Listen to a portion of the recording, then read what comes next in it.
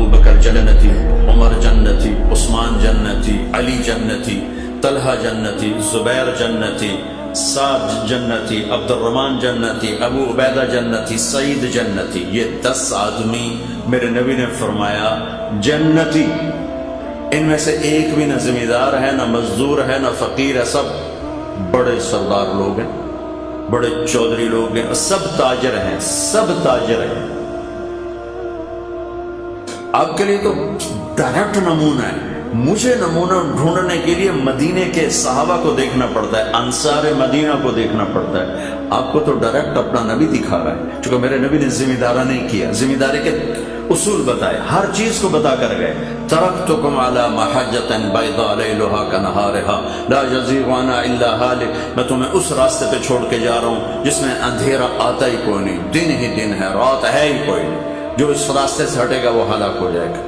تو میرے نبی کے مدنی صحابہ زمیندار تھے. مجھے جب کوئی اپنے زمینداری کے لیے روشنی چاہیے تو میں صحابہ کو دیکھتا ہوں. آپ تو ڈائریکٹ اللہ کے نبی کو دیکھ سکتے کہ آپ کیسے کھڑے ہوئے، آپ نے کس طرح تجارت فرمائی، مال تجارت کس خوبصورتی کے ساتھ. حضرت خدیجہ کا مال، اس سے پہلے تجارتی سفر جو آپ نے فرمائے ہیں. اور آپ نے یہ خوشخبری زمینداروں کو نہیں دی کہ نبیوں کے ساتھ حشر ہوگا. آپ نے کہا سچا تاجر نبیوں کے ساتھ اٹھایا جائے گا. سچا دیانتدار، التاجر الصدوق الامین، سچا ہو، امانت دار ہو، وعدے کا پکا ہو، نبیوں کے ساتھ اٹھایا جائے گا.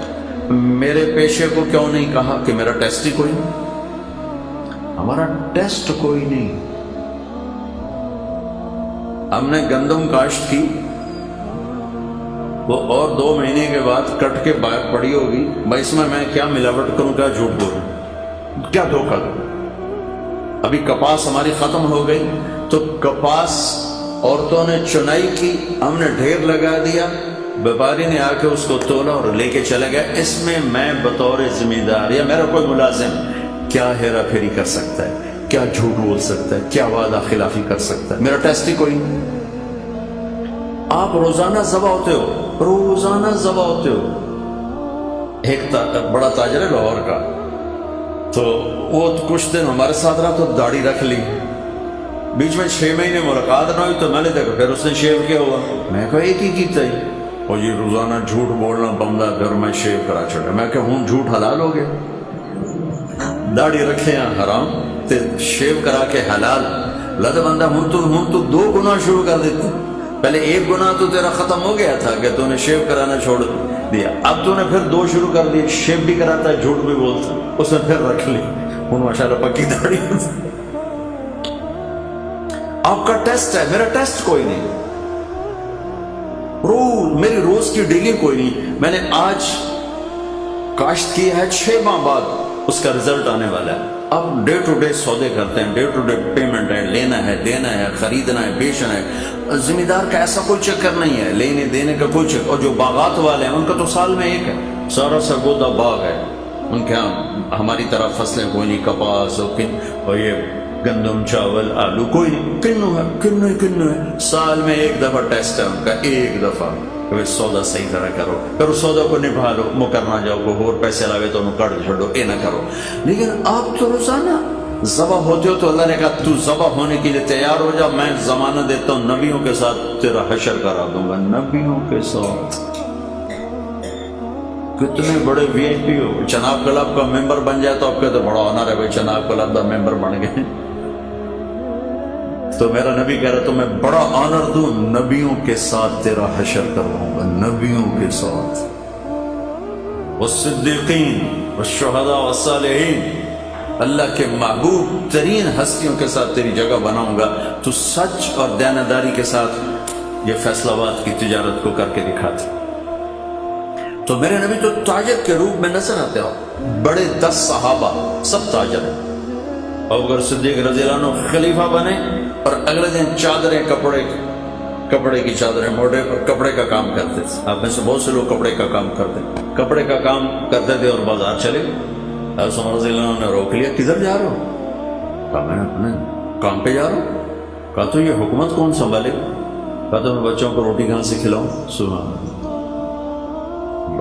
توکل کا مطلب یہ نہیں کہ آدمی اسباب چھوڑ دے، توکل کا مطلب ہے کہ آدمی حلال پہ جم جائے، حرام سے بچ جائے، سچ پہ جم جائے، جھوٹ سے بچ جائے، دیانت پہ جم جائے، دھوکے سے بچ جائے۔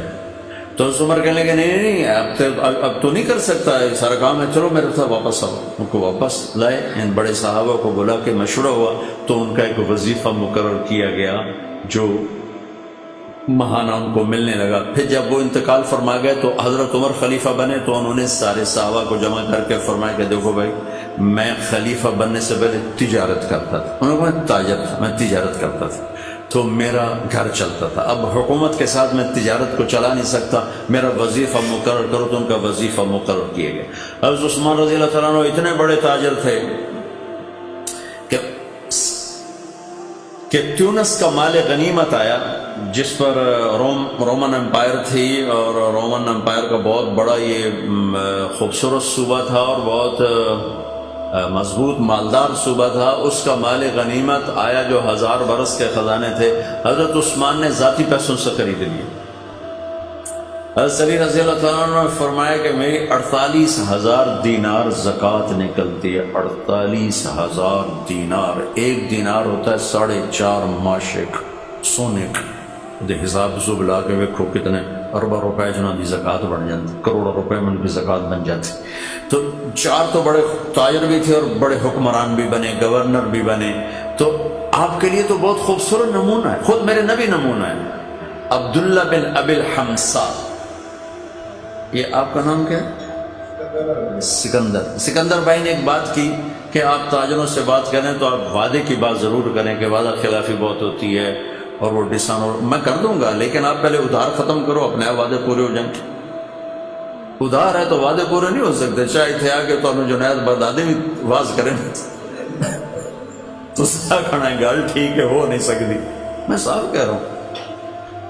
عبداللہ بن ابی الحمصاس مکے کی بات ہے، تو معاملہ ہوا، انہوں نے کہا آپ ٹھہرے، میں ابھی آتا ہوں، میں ابھی آتا ہوں۔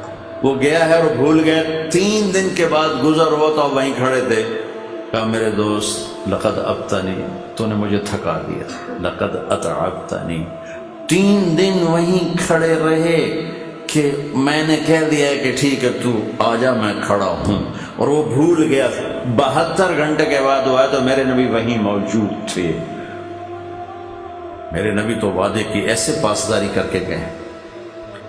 میرے اللہ نے ایمان والوں کی صفات بیان کی قرآن میں۔ پہلی صفت کیا ہے؟ الذین یوفون بعہد اللہ، جو اللہ سے کیے ہوئے وعدے نبھاتے ہیں۔ ولا ینقضون المیثاق، جو لوگوں سے کیے ہوئے عہد و پیمان بھی نبھاتے ہیں، نہیں توڑتے۔ تو اللہ نے پہلی 2 صفتیں اسی کی بیان کی ہیں، ایک اللہ سے کیا وعدہ بھی پورا کرتے ہیں، تیری مانوں گا، اور اللہ کے بندوں سے کیے وعدے بھی پورے کرتے ہیں، وعدہ خلافی نہیں کرتے ہیں۔ لیکن آپ کا بازار جس طرز پہ جا رہا ہے اس پہ یہ بات نہیں ہو سکتی۔ کریں گے لوگ، کریں گے، یعنی میں نہیں کہتا کہ ہے نہیں، لوگ ہیں، اللہ کا فضل ہے، لوگ ہیں لاکھوں میں ایک، لیکن اگر نیچرل طریقے پر تجارت آ جائے تو سب کریں۔